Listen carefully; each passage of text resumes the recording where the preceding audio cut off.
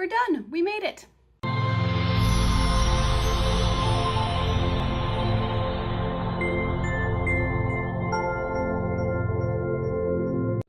Hello, happy Monday and welcome back to Building a Book. This is week 12 of a 12-week series all about self-publishing the novel Into the Void. We made it to the end. This is a huge accomplishment for me on its own just because I have attempted to make this video series twice before and we have finally made it to the end and the release went pretty well, so all in all I am pretty darn happy.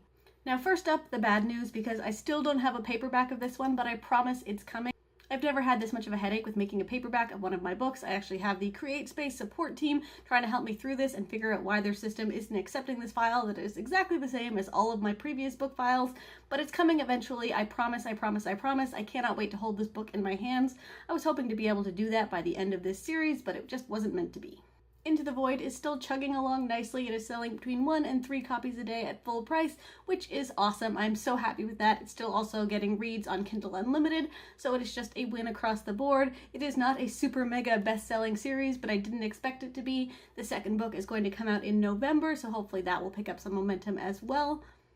Pretty much any day now, I am set to start outlining the second book in this series. I already know what the idea is going to be and kind of where I want to take the story, so I'm excited to see where that goes and to dive back in with all of those characters.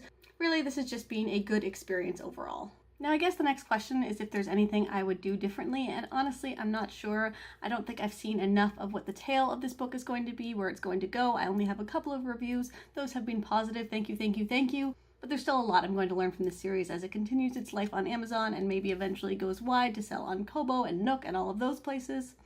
I do wish I'd taken the time to do a few more newsletter swaps with other sci-fi authors to kind of get that book in front of their readers and get their books in front of my readers, because I have found those to be really, really useful during the Magic in My Bones launch, which is still going on and is going even better than the Into the Void launch went. And newsletters have been a big part of that. Other authors are a great resource. You can learn so much from them, and kind of sharing audiences with similar stories can only be a win for everyone. I guess it's fair to say that I also wish I had done the paperback differently, because I would have loved to have that out on release day along with the ebook. It just meant being more ahead of things than I really am in general. I didn't mean for things to get this far behind, but one day I would like to be so far ahead on my releases and editing and all of that, that the paperback and the ebook come out pretty much at the same time.